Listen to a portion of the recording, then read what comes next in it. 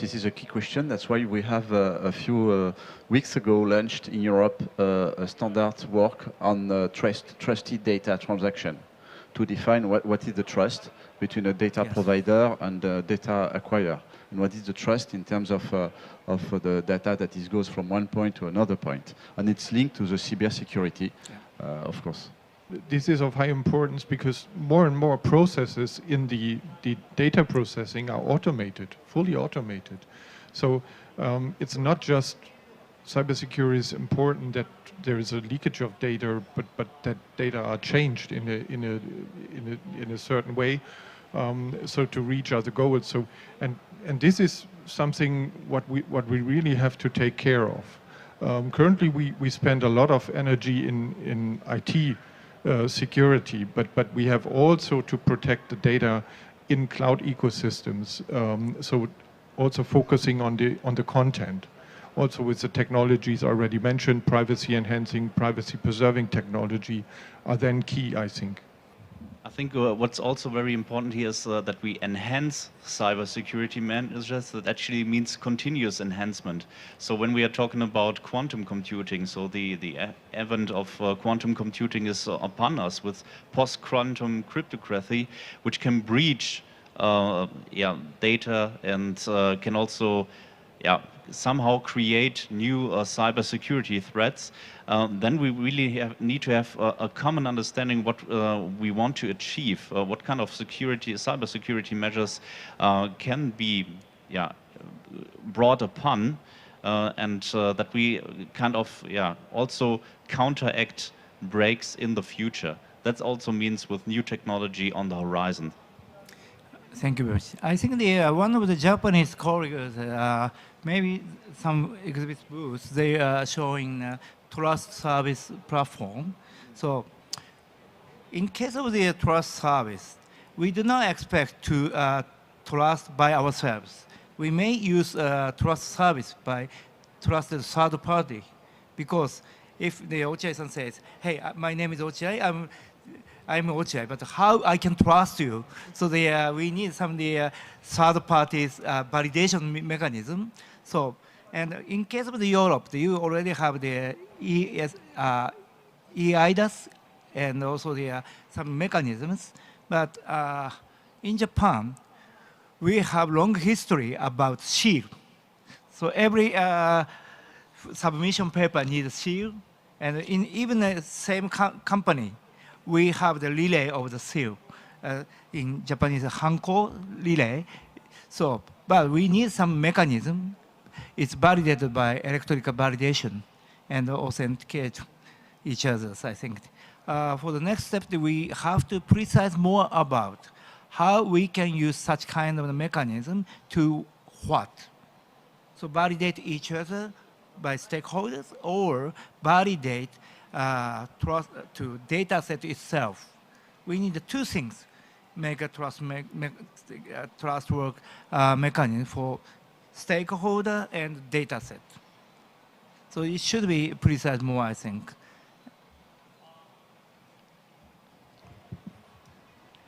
Yeah.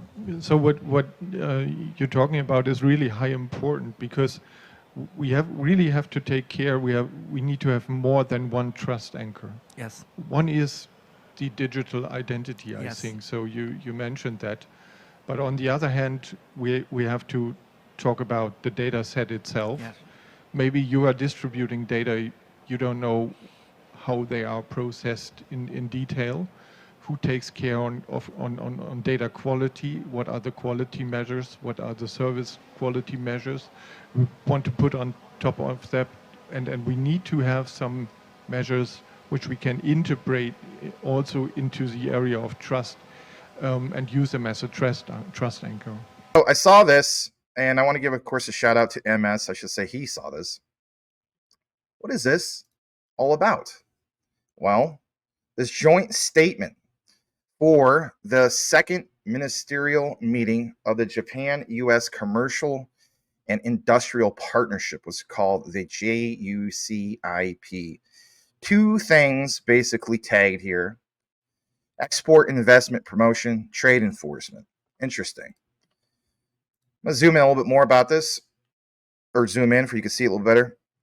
So there's a few things I want to mention. A lot of interesting talk about certain U.S. states. You know, when we did our coverage when it came to Tesla, you know, it's like Tesla, Panasonic, especially Panasonic. Was it Kansas? Panasonic, especially Oklahoma, but more in particularly like, you know, Nevada, right? But on this one, back in May of last year, you had this whole thing of this Secretary of Commerce, Gina M.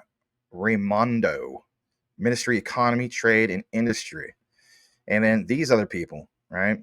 Nishimura Yasutoshi held the second ministerial meeting, I should say, of the Japan-U.S. Commercial Industrial Partnership in Detroit, Michigan. It said that then both countries and the global economy faced a range of economic challenges, uncertainties, so on and so forth. But what's more interesting is regards to the United States and Japan cooperation of the JUCIP. And it goes to mention that the two principles acknowledge the importance of outreach to emerging and developing countries, such as those in Indo-Pacific, committed to strengthening global supply chains by advancing Japan-U.S. collaboration with such countries, and of course the whole thing of economic framework for prosperity. Now, as we jump down to some of these key areas, my aha moments was where you see the Department of Commerce in the United States, and of course the one in regards to the Ministry of Economy, Trade, and Industry for Japan.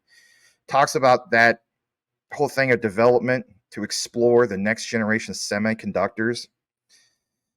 Remember, when Jasmy really started to take off, it was in light of the big news of, wow, this bill passed. And, you know, countries, whether it was Taiwan, Hong Kong, and so on, going all gangbusters to invest into Japan, and especially semiconductor manufacturing plants. Like I've pointed out before, action, reaction. As we get more into this, some things will spark your interest when you see it on the outline. Yeah, if anything, I'll blow it up more. Sorry about that. All right. So as I got more into this specifically, I did see this whole thing about the key things, right? So when we jump into this, talks about leading edge semiconductor industry or technology from the United States, also Japan, and the roadmap for technological and human resource development. About the whole thing of continuing to share information, support measures, even incentives for both countries to identify and resolve geographic concentrations. But this part about undermining semiconductor supply chain resilience. This is why I feel as though that Jasmy doesn't get enough mention when it comes to the, being paired into the group of, your V-chains, your XDCs, your Morpheus networks, and so on, right? We should, treat it like a serious thing, like it's part of the mix as well. We mentioned before, when it comes to cross-border payments and, finance democracy, even to this day, I think a lot of people who are invested into Jasmy, and I pointed this out numerous times, put so much emphasis on specifically just IoT and not necessarily, so much emphasis on, finance democracy, but it's there, right? So trade sector, Jasmy, is it there? Well, we have to dig deeper. We have to go to some of these sites. And if you want the citation, you can go to commerce.gov/news/press release or press-releases, /2023. Okay.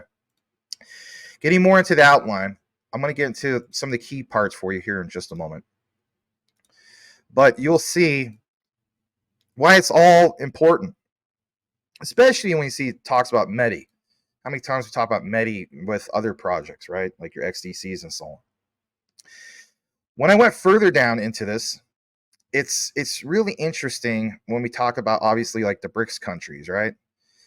But as we know, on BRICS, the R in BRICS is Russia.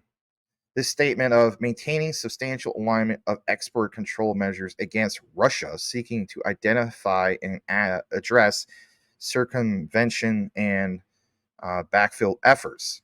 There's this thing of number 2, engaging in capacity building and outreach to ASEAN and other third countries.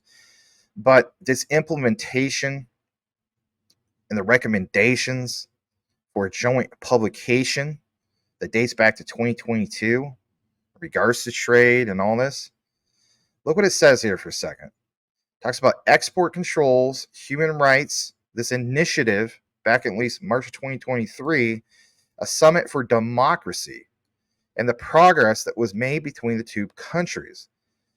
Now, this part. DOC and METI welcome progress in bilateral cooperation promoting the deployment of Open RAN in third countries, including steps to identify priority countries for Japan-US joint efforts. Again, this dates all the way back to the initiative that was first introduced by the late, great Shinzo Abe with, addressing both Japan and the United States and saying, hey, let's collaborate. Let's get this thing going for VCs and so on. Let's help both countries thrive. Let's have a collaborative effort, but let's put it into motion. So as I dug deeper into this, and apparently also MS, you see these things and you try to bring it to the present. And what's really interesting is the reaffirming, I should say, the commitment for these opportunities and these policies and how they engage the government and how they had relevant commercial activity and all of these things. And especially when it comes to like a total, or I should say a concrete target for global markets share an open RAN to achieve secure and open 5G networks globally. Now, last night I talked about the whole thing in regards to specifically, a global Venmo, right? When I talked about Stellar, but this time we're talking about Jasmy, right? So if you're wondering, like, what exactly, like an open RAN is, because I understand there's a lot of terms that get brought up, and it's like, I don't know what that means. Hey, it's okay. Well, it's an industry term for open radio access network architecture. It's RAN that, RAN includes open interoperable interfaces, virtualization, and is big data and AI enabled. That should catch your eye immediately, right? Or your ear, whatever you want to call it. Something I'm going to show you just real quick here about why it's kind of important, is it's kind of like the industries that are behind some of this stuff. I'm going to show you this, for example. Let's pull this up for a second. All right. So elaborating just a little bit more about this and why it's important. What is Open RAN? Like it says, I already gave the explanation, but this key part I thought was kind of crucial. It's the problems it solves. Open RAN is the main driver for service providers to increase vendor diversity and avoid lock-in. This happens when service providers are locked in using a single vendor to supply their equipment and software because switching suppliers isn't straightforward. Now, service providers want to move away from single vendor solutions towards open multi-vendor networks, enhance control and flexibility. Look at this for a second. By deploying ORAN, it gives providers clear path towards fully programmable, intelligent multi-vendor RAN. With the help of RAN Intelligent Controller IEC, you're going to have providers that can control and optimize these functions with integrated applications.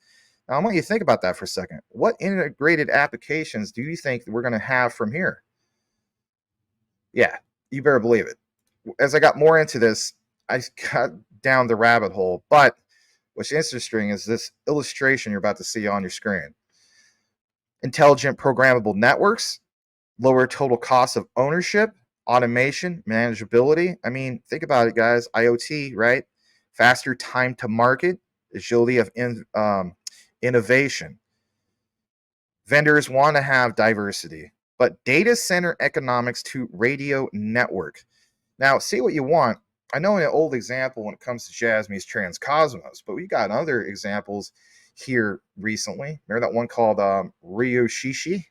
I don't know if you guys pay attention to some of that stuff, but It was the biggest recent news when it came to example of like a data center, or not necessarily a data center, but like, workflows and whatnot, right? Jumping back to what we have in regards to the outline, let's take you back to this. And what you're going to see here is a little bit more of an elaboration of Doc, Medi, even the UK being involved in the whole thing. And since when? 2023, April 2023. And it's in regards to, yeah, you saw it right, Global Cross-Border Privacy Rules, CBPR. Now you got to keep in mind, CBPR has actually been referenced a time or two. I even believe in the white paper. Don't quote me on that, but I could have sworn we mentioned some of these things.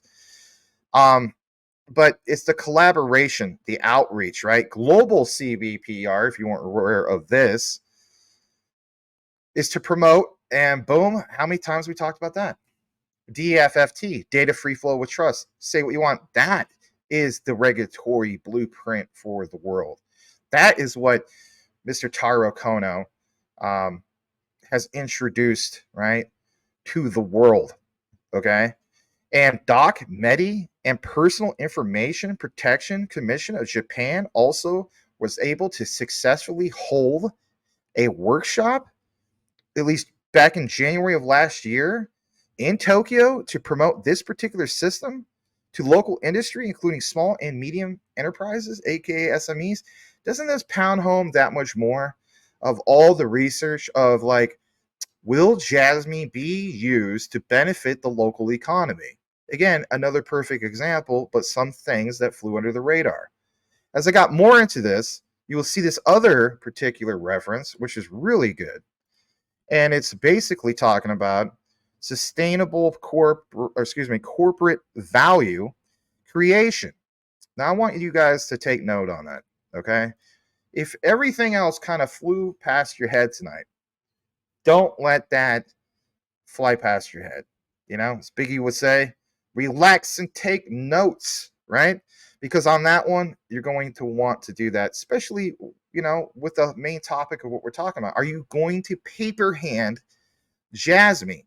Again, sustainable corporate value creation. Don't let that be something that just like, all these crazy terms we talk about, right? Where it's, RAN and all this other stuff, Medi, right? I get it. Some people are new, and you can let it go right past you. Just flies right past you. Hey, it's okay. There's a lot of people that are new to Jasmy, and it's all right. I welcome all of you guys, right? We're here to learn. Let's hear more about why you're invested into this darn thing.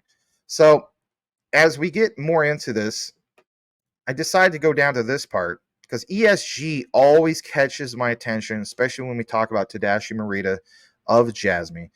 And like it says, it's understanding environmental, social, and even governance, which is ESG.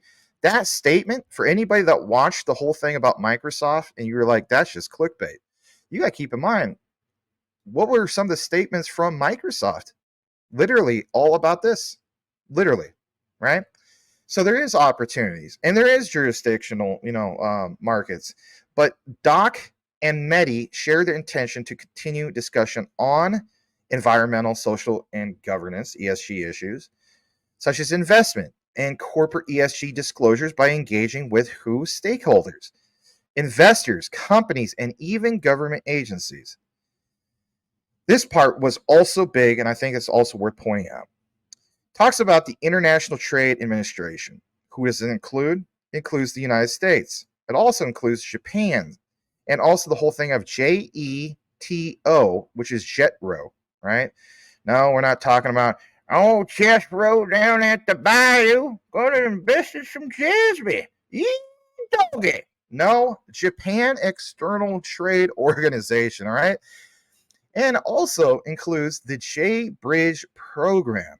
These programs are offices, and they're basically committed to encouraging further interaction between who? The innovation ecosystems of the two countries through engagements such as the Japan Innovation Night to be held in what? Boston, 2023. So that happened in conjunction with the BIO International Convention. Now, I know it's a lot to mention, but the cool thing is, as we go further down, it talks about competitiveness. And back to the whole thing of Pacific Island countries, right? Allowing them to be competitive, allowing them to have like a strategy for like the potential of these business projects and taking it to like a broader spectrum. Yeah, look at this for a second. Medi back then, at least last fall, welcomed and even planned what is referred to as a cybersecurity business development mission in Japan last fall, to enhance a bilateral cybersecurity cooperation. Medi and Doc shared their intention to explore ways they can promote cybersecurity opportunities in both countries as a means of helping private sector and government organizations secure their networks and even their critical data. Now, think about this for a second. What we saw, this little hint, this little, at this point, I just want to call it a small pump. Now, for most retail, they're going to be like, you're crazy. You're absolutely nuts, Max. That's no small pump. It is when you look at the bigger perspective, because when you see things like what's listed here and understand the bigger picture and the people that are working behind the scenes, even with the government, it gives you a broader perspective of supply and demand. Just like in stocks, guys. Why do stocks go, particular ones go parabolic? You ever wonder about that? It's when supply and demand kick in. This whole notion that supply and demand can't be applied to crypto is nonsense. Jasmy has literally shown to the world, yeah, there's a reason why we were first to be regulatory compliant in Japan, and how Japan has embraced, distributed ledger technologies and so on. And the rest of the world wonders why Jasmy went first in this bull run. Yeah, let's get more into this. If this hasn't caught your eye or your attention enough, please, I don't know what to say, but you got to smash that like. Let's get the program out. We're almost at 500. My God. So good numbers tonight. I really appreciate you guys. Let's jump more into this outline. You'd be glad that you did. But this is solid. I really appreciate MS for providing some of this. So Secretary and the Minister emphasized the role of critical and emerging technologies and strengthening the industry competitiveness, economic security, both countries. And look at this. Focusing on what? Biotechnology, artificial intelligence, and even quantum technologies. They've decided to pursue the following cooperation with and outside of that JUCIP with relevant ministries and agencies. Do you see how it all really, really comes together? How about a little bit more about this? And this is not just Japan. I'm glad to see the United States, for crying out loud, finally part of something. Some of you guys have mentioned for a while now, you feel as though that this is all kind of like it's the central powers pulling the wool over our eyes, and you feel as though that somewhere, somehow, the United States is part of the mix. They're in the background. Could this be an example? Maybe this is not talked about enough. Shout out to Coach JV. He's always talking about like, we're all looking this way, right? We should be looking over this way. You know what I mean? Is this an example of that? Could very well be.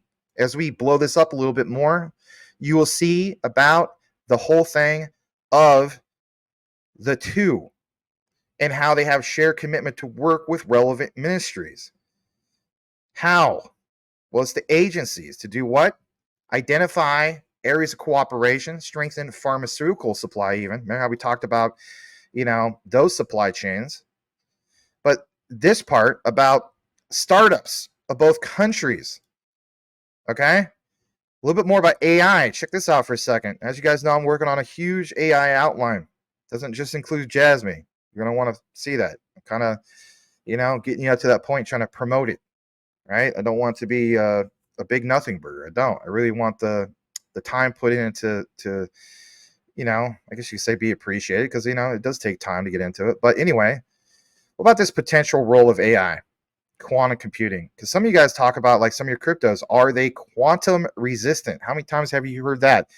Shout out to Jack Thompson. He's always talking about, hey, he likes metal blockchain because it's quantum resistant and stuff like that. I get it, guys. I'm not oblivious to it. But we are talking about Jasmy, and we're all talking about Japan. We're talking about, the United States. And it's this whole promotion of the development of resilient supply chains of quantum technologies by engaging in respective quantum consortia, and to identify critical matters, components of the respective countries. What would be one of the components, before we kick it into the next thing, that you can think of off the top of your head in regards to, you know, these respective countries and why it matters and so on? Think about it. Don't overthink of it. I don't even have to put it out in writing. You already know where we're going with that. So I'm going to take a pause. I want to elaborate with my own notes now in regards to some of this and why I think it's important. So we know that back in May 26, 2023, you did have that Secretary of Commerce, Gina M. Raimondo, and Minister of Economy, Trade, and Industry, Mr. Yasutoshi, talking about all these things that we just outlined. You have to also keep in mind that, you know, while there's not a direct mention of Jasmy, probably because of NDAs and so on, we have to focus on the whole notion of data-free flow with trust. This is where I always state, like even with the Stellar coverage last night, do we have common ground? And if we have common ground, it doesn't even matter if we have direct partnerships. It's the utility that will be used, right? So here's why this is all basically important and why I'm bringing this material to you guys tonight, back-to-back days, right? 3 days in a row, if you will. Well, if you're not caught up, you can go to the video section. I've always elaborated about data-free flow with trust numerous times.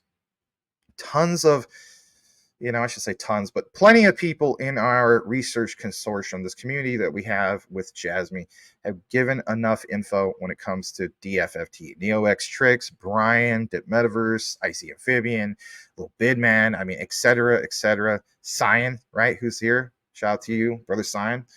But DFFT, are you aware that they aim in itself for securitizing data and the exchange of just that? When we talked about, for example, JUCIP, and just in case you forgot what that meant, the whole thing of Japan-U.S. Commercial and Industrial Partnership, well, you got to keep in mind it's the discussions that happen behind closed doors or even in front of the world that maybe a lot of people don't pay attention to, but it's that promotion of DFFT, data free flow with trust, and advocating for secure international data exchange while respecting, of course, user privacy. See, what you want when it comes to Jasmy, their personal data locker does in fact allow users control over their data, and of course, potentially, and in my opinion, not potentially, it will align with DFFT principles. And we talked about that at least 5 or 6 times over the course of a year and a half. Now, we do need to, get into some other particular things of what's important, and that is the whole thing of JUCIP, I should say. Now, you got to keep in mind, they focus on government level initiatives. The agreement, which is called .YCZY, government cooperation on data exchange policies, I know it's a mouthful, does not endorse specific companies. Well, that would make sense. Maybe they don't, maybe due to other things that we don't know about, like NDAs, we just don't understand that. You can't have like a government necessarily behind one specific product or service. But when it comes to Jasmy, we already know that they meet the compliance of DFFT. And it should benefit Jasmy like on leaps and bounds, because their solutions, whether it's the personal data locker and so on, does definitely align with DFFT regulations that emerge. And of course, we've seen DFFT, the outreach, Tarracona, bringing it to the European Union and so on. And we even have things here in the United States that have DFT written all over, but it's not even called DFFT. Overall, JUCIP, those meetings definitely highlight a growing importance placed on what, everybody? Data privacy and secure exchange. I feel as though Jasmy does demonstrate the whole idea of its personal data locker and how it adheres to these specific principles. And you have to keep in mind potentially positioning itself well in the future of what, DFFT specifically emphasizes. Some of you guys ask what cold storage solution I use. I use this, and it is the decent wallet. All right. I also, of course, have a ledger like this. All right. You can get a discount basically from going into the affiliate link, which is in all the live video descriptions and recorded and so on. And for the yahoos that are out there, they're like, this is just a shield. And, you know, we'll fix point this out. And it's a great point. Were you aware that you don't necessarily get a discount link just going straight to the site? No, you actually have to go through a platform like this. So how cool is that? You know, I don't think anybody's complaining about that. But anyway, use the link, get a discount. There's another one here. If you're the type of person you want to get one for you and your, you know, significant other, you could get 2 of them. They actually have another promotion, which is this, and I think this is cool. You can get an all-in-one card wallet plus backup card package. Interesting. I thought that was cool. And again, one of the main key things I like about the Dfft wallet is not having to do the red tape of, you know, jumping through all the hoops for XDC and the custom folder. I mean, Edward Vincent can vouch on that. Some of you guys can too as well in regards to Ledger. That was a pain in the butt. You don't have that problem. You literally open up your phone, it's on your app, track everything that's going on, right? And, you know, saying goes, not your keys, not your crypto. You know the drill. Check it all out, though, if you wish to do so. It is truly the cold storage solution that I use for the most part. There's still some on Ledger that, you know, I kind of split it up on it and so on. So it is what it is. But if I have preference over one, I'm going with this one. A lot easier to use and so on. And some people, even to this day, still ask me which one to use.